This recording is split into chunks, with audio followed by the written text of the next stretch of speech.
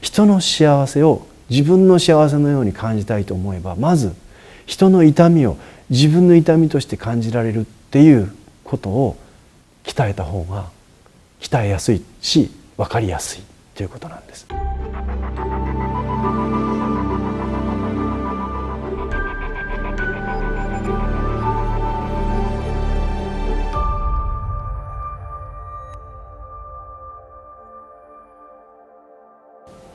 はい、人の幸せを喜べない33歳男性独身一人暮らしの方、友達の結婚とか妊娠したとか他人の幸せを聞いても素直にそれを喜べない自分がいると、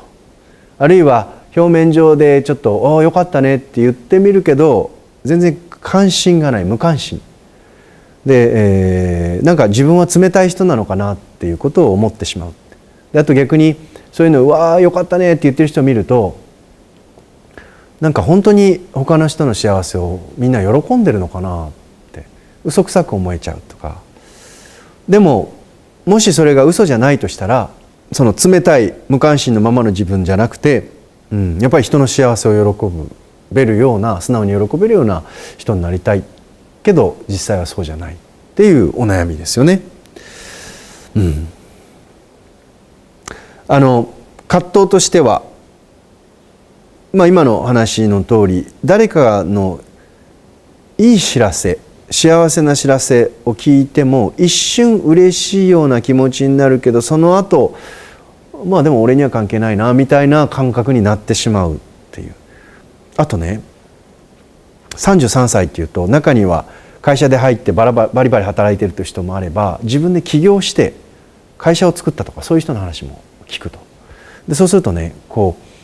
ああよかったねって言いながらすごい自分が惨めな気持ちになっちゃうっていうね。それを全然喜べないっていう惨めな気持ちになっちゃう。だから顔でよかったねって言って実際そうじゃないっていうようなことが、でもやっぱり悩みとして挙げてくるくらいだから、結構そういった自分が嫌だなって思い始めてるんだと思うんですよね。でこの人の問題なんですけど、何も問題はないと思います。むしろ正常だと思いますよね。で多分これはこの方が素直なので、そういうことをはっきり言葉にして他の人の幸せを喜べないって言ってますけど、逆に世の中の9割の人は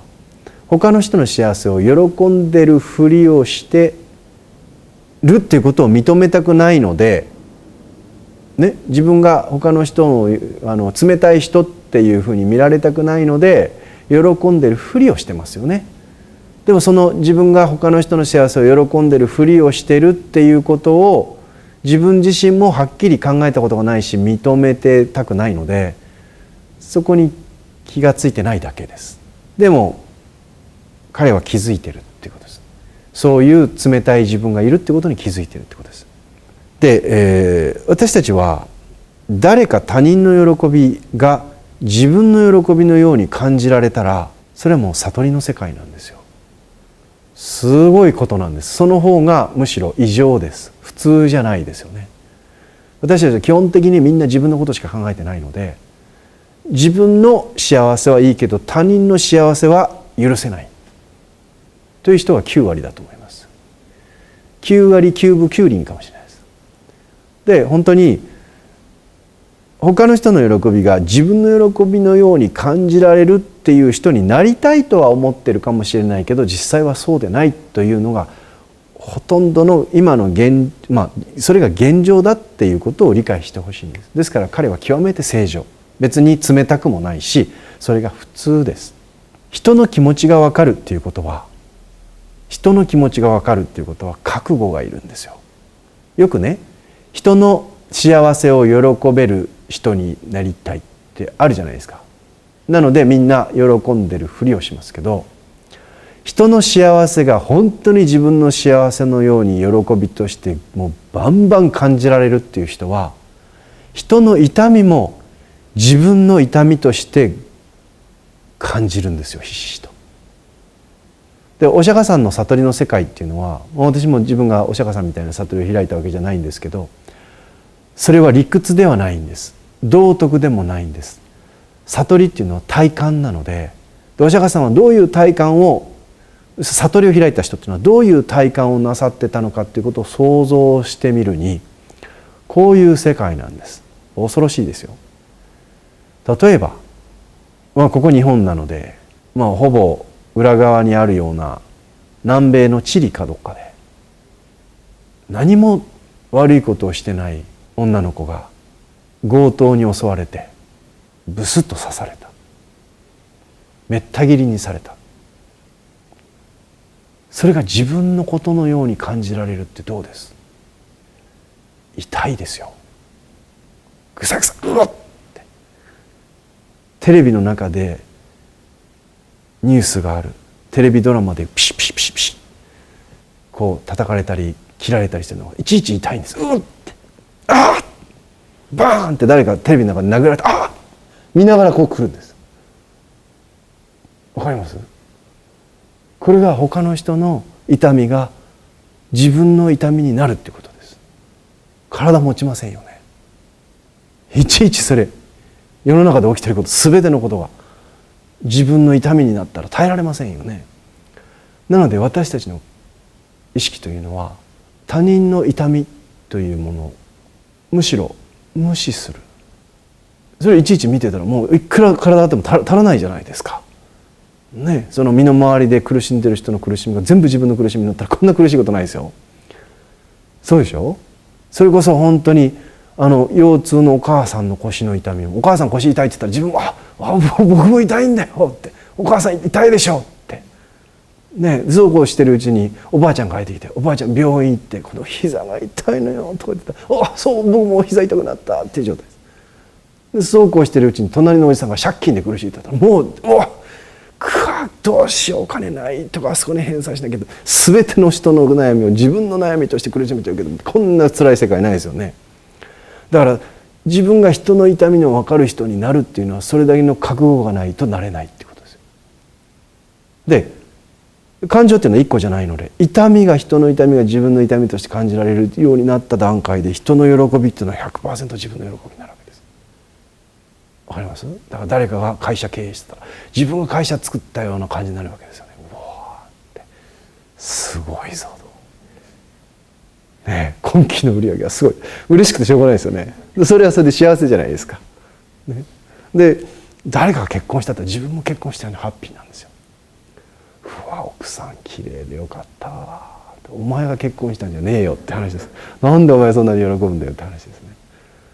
だけど